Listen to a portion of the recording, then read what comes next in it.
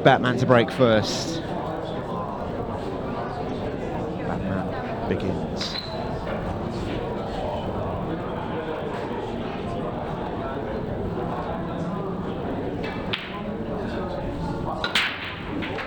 Oh, the cue ball rises.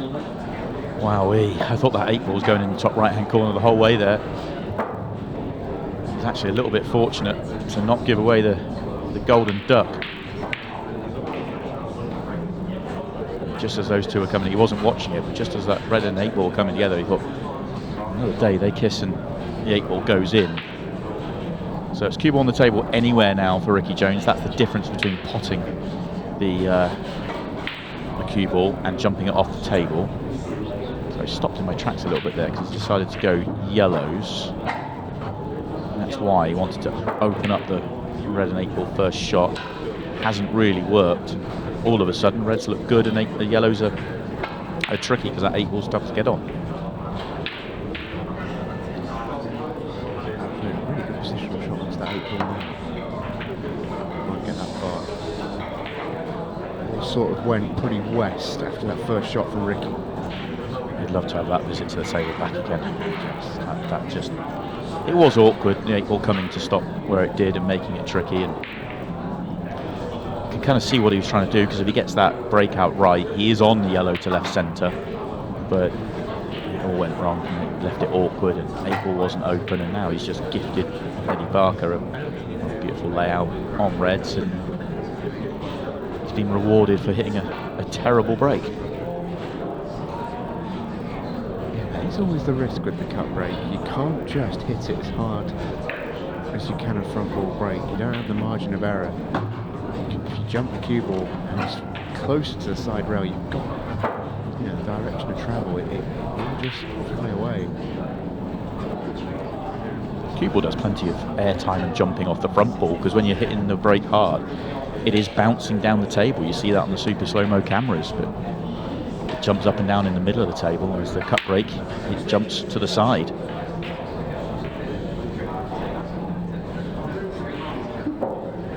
Exaggerated, of course, with the lighter cue ball.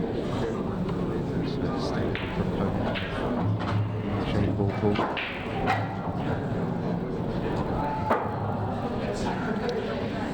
Tricky here, leaving the 2 at the top of the table as your last 2. Danger of being awkward onto the 8 ball.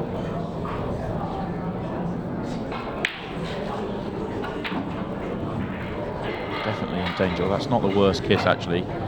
Could have been a lot worse, because if he's straight in top left, it's fine. You can't leave yourself straight on the one on the right hand side. You just hold the white far off where the red is now, you're perfect. Yeah, that was a good kiss for him.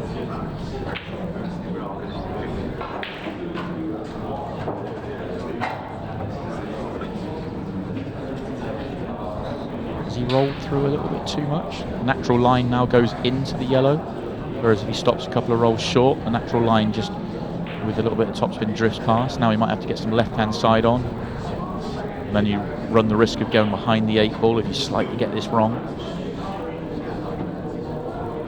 Looks like a tracer left, doesn't it? No trace. Oh, Rikki was halfway out of his chair. To be fair, he's played that really well. Shot.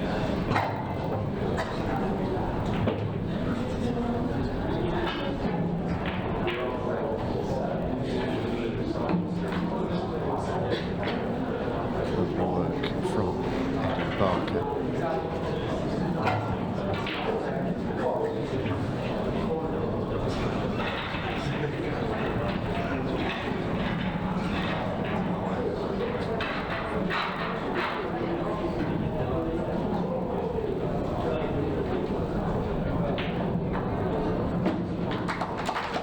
One 0 leads the Batman. Bit of a gift, that one. I know he still had to make the counter, but that was a gift to get that opportunity and releases some pressure, no doubt.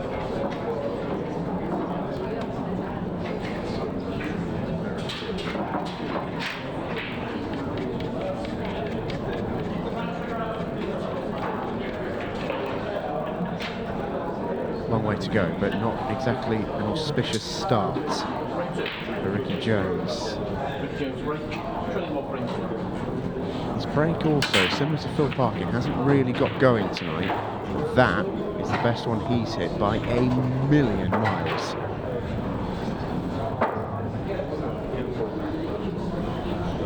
Yeah, agreed. How easy to deal with these reds at the top of the table. If he can get to the left-hand side, the reds are good here. He's come a little bit too far, is he? No, he's all right. Drop this in. Gets you across to the left-hand side. Would love to be on the top one of the two together, with just a little bit of angle.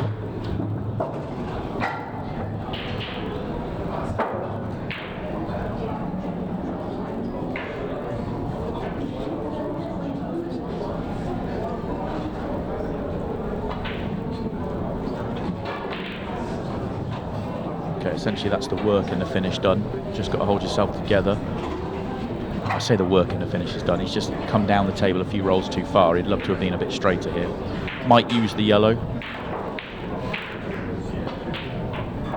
Or he tried to use the yellow. That's a terrible miss for Rikki. All his attention was taken off the pot.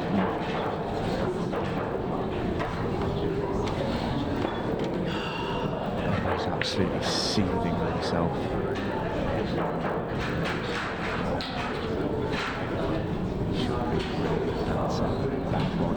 So yeah, it was a bad miss. So he took his eye off the pot completely.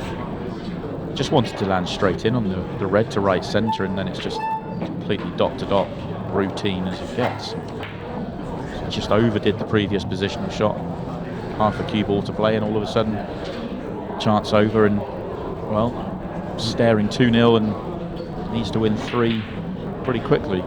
We always say, at least certainly I do, it's one of the things you can never ever take for granted when trying to get out and rack a ball.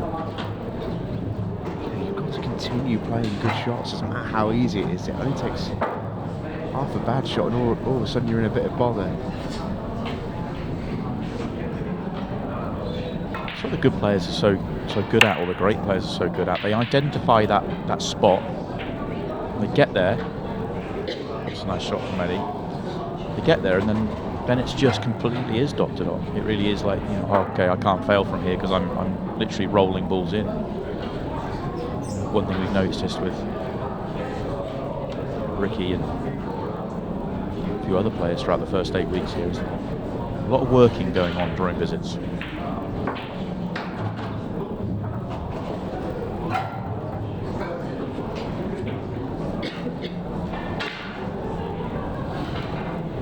This one didn't on this.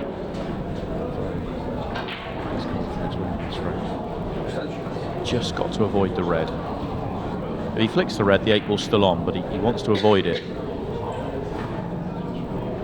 Playing it with a little bit of left-hand side just to straighten up off the cushion.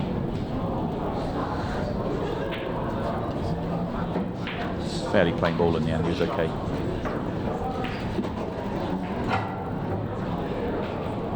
Tune up when you have the draw is such a strong position to be in, let alone making mistakes for those frames. Eddie Barker simply could not be in a stronger position right now.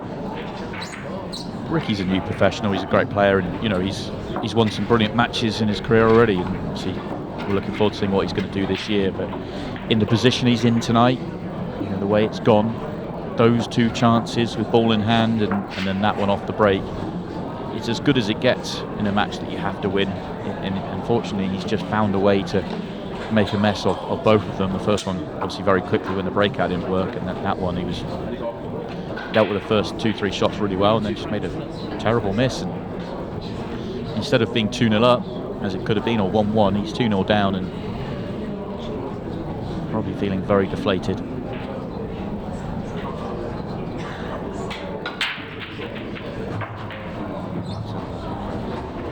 And to be honest, the fact that it's come out with a layout like this, Eddie will not mind at all. I think we'll get to see how good Eddie's feeling right now, as in is he in a great frame of mind to understand that he just pulls back and does nothing?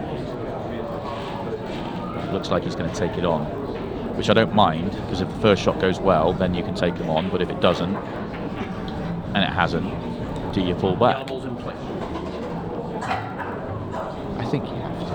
You have to try and bait Rikki into taking these on, because there's no value in going for these on 22 in front. I agree.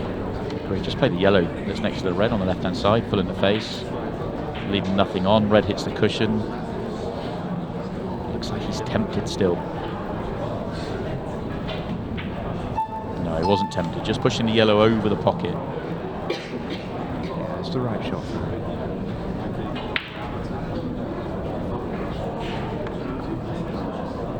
Big weekend coming up with the British Open for these two and the rest of our Ultimate Pool pros. So that's a turn for Rikki, very clever shot. Yeah, it's very, very good. Next week, we are back with the Champions League. Fresh from Daventry, Craig Waddingham is going to be in action. He's got Clayton Castoldi and Carl Morris as well. So Carl O'Donoghue was originally slated to be in that group. So he's had to pull out, so all participant TBA. Just telling you the first two names on that team sheet. It's a pretty spicy group with multiple-time Ultimate Pool champion Craig Waddingham, former world champion Clayton Castoldi, former world champion Carl. A fact that isn't lost on Craig. I was with him in America last week, and he said I've had a bit of a rough draw. I agree, Craig. You're still the favourite to win the group. Yeah, I must admit, if it was to be Carl O'Donoghue next up in line, ultimately Carl standing up and being able to play in the event, which is a shame, but if it was to be Carl O'Donoghue, that is a stinking draw, you got to say. Yeah, I mean, whoever they bring in, I suspect it won't be quite Carl O'Donoghue's level. Carl is brilliant, but yeah, that would have been a spicy group. Rikki is taking these on, and he's getting closer. The loss of turn that he played was brilliant, because it's given him this opportunity, because it left Eddie nowhere to go, really. Not happy with the shot he's just played, but it's also not terrible.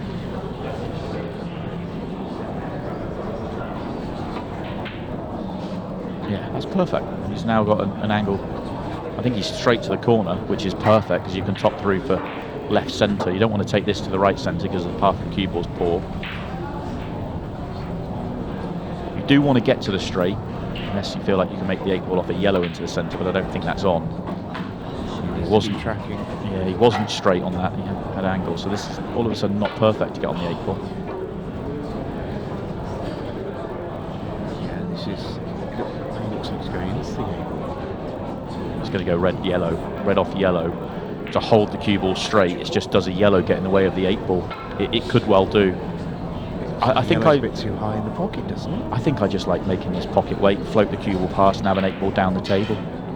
Don't overthink this, just give yourself a shot. He was playing into the 8 ball. Well, he potted it thin off the yellow. I think if he pots that in the other side of the pocket, I think he actually slides by the 8, but he probably felt he couldn't avoid it, so played into it and played it thinner to get the thicker contact.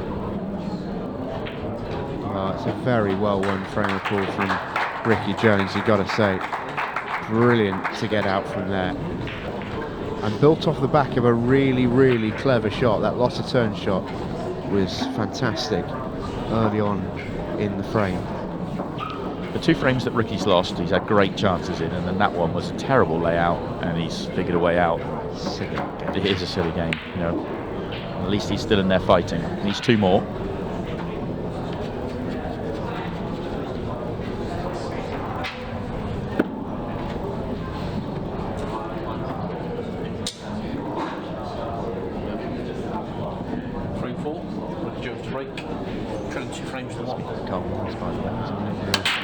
Eddie Barker's group this weekend in the British Open.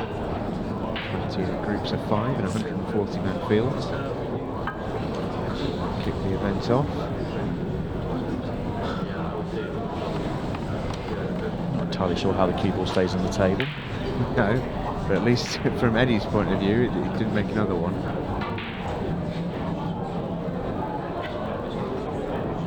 These reds aren't bad, even with the cue ball being awkward on the first shot. This red passes the yellows. Reds down the table are fine. He's gone yellows. I think that red still passed the yellows. Yellows aren't bad as well. Yellow in the triangle area is a tricky ball to get onto. Can you get there next? Maybe take the yellow. It's too thin. I just like the reds because the reds at the bottom connect well, whereas that yellow is a problem. It's an even bigger problem now. That's disaster for Eddie Parkin. 4.5 minutes. Well, that's a shot that says he's about to invite an awful lot of pressure, because ball in hand now on reds at the bottom is perfect for Rikki. Just a little bit of composure here for Rikki. Don't rush, just a little bit of composure. Get yourself out.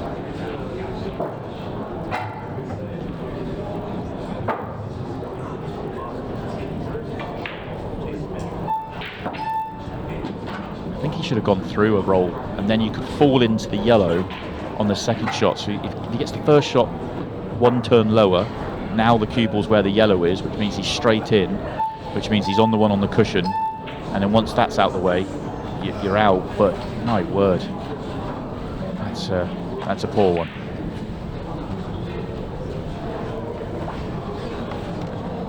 So the one player I wouldn't want to be right now is John McAllister watching this. The chances that Rikki Jones has had in this match, I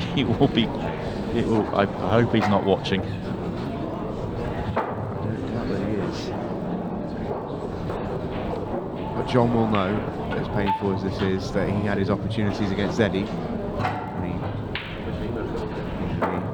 he only has himself to blame in that respect, but this will still be sore, watching the chances that Rikki has wasted. This is the 4th frame of the match, and Rikki had an opportunity for 4 frames.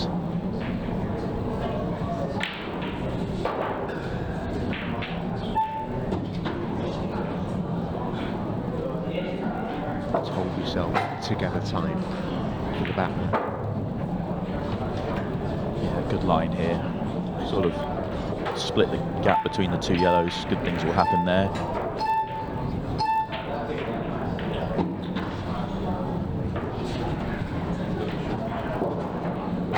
Maybe a touch too far if he was going for the bottom left corner, but that's why I was saying good things can happen. He's fine here, going right centre, just holding the white.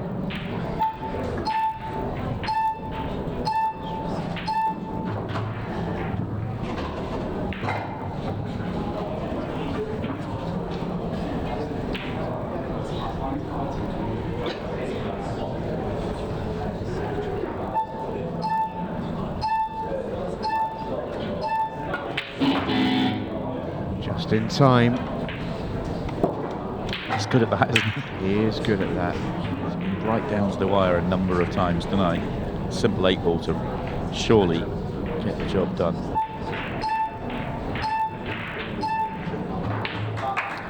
Eddie Parker goes 3-1 in front with 1 minute and 44 seconds remaining. And he is almost into the last 16 of the Champions League.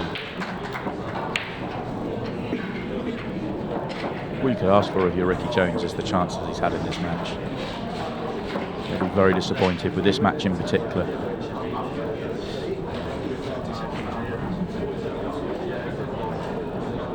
We'll have a lot of matches this season playing in the pro ranks where you'll feel like you're getting a slim pickings on the chances. This is not one of those. As you said, Stephen, chances in all 4 frames, only taking one of them.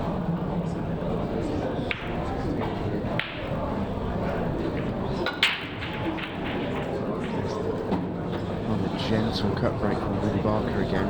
He's only just fulfilled the 3-point rule. 1 ball potted, 2 above the halfway point of the table. But I think he'll take it. One go back down, didn't it, I think? Yep. Yeah. He's got more and more timid as the night's gone on, and I think jumping the cue ball off the table on the first break of the night, first break of the match will do that to you, yeah. especially as he's not bothered about getting a good layout. He only wants to a messy layout and make a ball, or a messy layout dry. He's not bothered either way, really.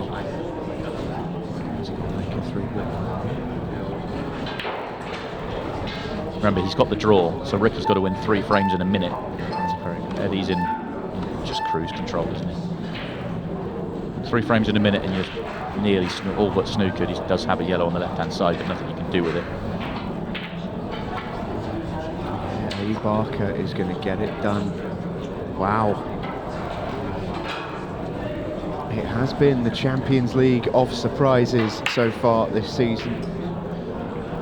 Year of the underdog so far, isn't it? Absolutely. Not many top seeds have gone through. It's just one so far? So, Aaron Davies.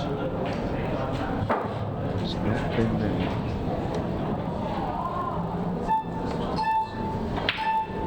Phil Harrison as well could be put into that category. Phil, yeah, he's absolutely was top seed. But Eddie Barker has done it. The Dark Knight rises.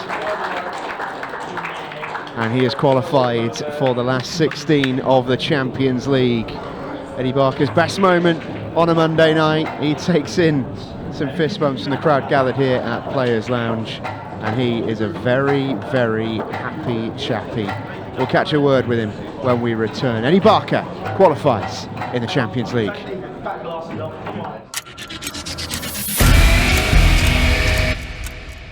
Welcome back, everybody. Ultimate Pool Champions League. Before we leave you on this Monday night, it's time to grab a word with this week's group winner, Eddie Barker. Congratulations, sir. What a performance. I mean, you must be so pleased. 3 wins, sailed through.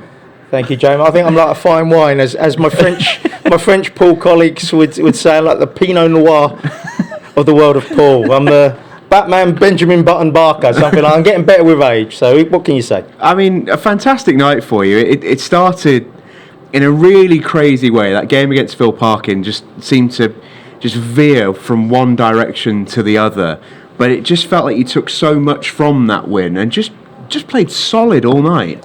I felt really comfortable out there tonight. I think the table played a lot more like I'm used to, whereas previously when I played out there I've been losing the cue ball quite a bit. But tonight I felt in control. I hope that came through. I made 1 or 2 silly shots, but you expect that when you're out there for the first time of the season. And as I say, I've been putting some real hard work in. I think my game's come on. I think people that play with me regularly have been commenting how well I'm playing. And I'm hoping to do some damage this season. That's what I'm trying to do. It felt like you played really well in the match against John. That obviously gave you control in the night, and then Rikki kind of took a little bit of pressure off you in that last match, which I guess was good from your perspective, but you still had to play well and make sure you took out those finishes. Well, the match against John was always going to be massive. Yeah. It keeps it in my own hands. And, I just went in against him. I was just focusing on my own game, and luckily he made 1, maybe 2 mistakes in the match, and I capitalised. I don't think there was many mistakes in the whole match. I think I missed 1 long ball. But other than that, it was good to beat a player of John's calibre and put me in good stead for the final match. I felt that 5th frame because I think you were 2-0 up. He came back to 2-2. Yeah. And you missed that ball when you missed the ball to go on. When you probably should have gone 3-0 with the chance you had. But the way you took out the 5th frame to make sure you go back in front and take care of business was quite impressive. I love a bit of drama, mate. You do. You did it in the first match of the night as well, didn't you? It gives you something to talk about, doesn't it? Do you know what I mean? You can never doubt that with you, mate. I've got to ask you about the group that you've just qualified into, because this is group number 8, so we've now had 4 players come through in our second group, so we now have 2 distinct last 16 groups coming up later on in the year. Joining you in your last 16 group, Eddie, and I know you're well aware of this already. Phil Harrison, your old mate, Dave Fernandez, and your sparring partner, Dylan Leary. I mean, that's going to be one boys' club, isn't it? Well, I think that's a combined age of about 200 between us old boys. But do you know what? Might be generous. Do you know what? We can all hold a cue. The farmer's going to be coming for me because I gave him a couple of batterings last season, which is great against someone like Phil Harrison because he's battered me so many times over the years. It's just going to be great to play Dylan because everybody knows me and Dylan are as thick as thieves. We share rooms. We've been in the same team together. I played him for the first time when I was 16 years old. Wow, so I'm looking forward to playing Dylan. That would be great. And then me and Dave Fernandez, we're just going to salsa. We're just going to dance, David. It's a brilliant group for you, but it also just shows, doesn't it, that aside from maybe Phil, it's quite big for the three of you in that group who've come through, who haven't always had the most success on a Monday night. Despite your obvious ability, it's hard to translate that into success on a Monday. Of course, and I'm sure Phil, because of what he's done in the game, will come in as favourite. But as we all know, anything can happen on the night, and I'll just be going into each game, concentrating on my own game. And if the gods say I'm going to get through, that's great. But if not, it's great to get through to the next stage. And hopefully you'll have another handsome man on the TV behind you again. Do you know what I mean? He might have lost a few hair follicles these days, but it's still going. Have you been keeping track of what's been going on in the group so far? It's simply because of through 8 weeks now. We were just talking about it on commentary there. There probably only 2 favourites have come through. Is that kind of, from your perspective, where you are in the rankings, do you kind of take note of that and think, well, hang on a minute, if other guys are doing it, then why not? I just concentrate on my own game. And I know on my day I can beat anybody, as so many players will say the same. But as I say, I feel as if I know I'm getting a bit long in the tooth these days, but I think the last year I've probably played the best pool of my life. It might not have transferred into results, but I think I've had some really tight defeats against top players. And I think if you ask any of the top players when they played against me, they probably thought, I did well to beat him that day. So if I can just get over the line this season and transfer those close defeats into close victories, you never know what the Batman can do. We're talking about how deep the tour is now, and like you say, you've been playing really well for a long time, but how do you turn that into performance, and how do you keep going back and saying, because if you keep playing well and you keep just coming up short, it must be tough to keep mentally coming back. It's so tough. It really sort of it's very disappointing. It gets you down, but you've just got to go back to the drawing board, go again, and try and keep the positive mindset, which is all you can do. I think that's the biggest part, is the mindset. 100%. Yeah. It's a fantastic result for you, Eddie, and it must give you just so much confidence now going into a pretty busy weekend for yourself. That's right. Yeah, we're looking forward to it. So give the other players something to think about on it if they've watched it tonight. Perfect start for the British Open. Exactly. Like Yeah, we keep going. Yeah, we're looking forward to seeing you this weekend as always, Eddie. Best of luck for that British Open, and congratulations again on a great performance tonight. Quick shout out to my lovely wife Abby and my 2 boys Frankie and Vinny for putting up with me being away so much. I love you very much. Oh, congratulations, mate, and I'm sure they're absolutely buzzing for you back home. I'm sure plenty of others are as well. Congratulations, a fantastic performance, and we'll see the Batman back in the last 16. In the meantime, we've got the British Open to look forward to this weekend, but when we return next Monday, we've got a fabulous group for you as we head into the second half of the Ultimate Pool Champions League group stages. We'll see Craig Waddingham in action alongside Carl Houdini Morris and the former world champion Clayton Castaldi. Me and Simon will be back same time, same place next week as the Champions League continues. Till then, good night. Oh my word. Oh my God.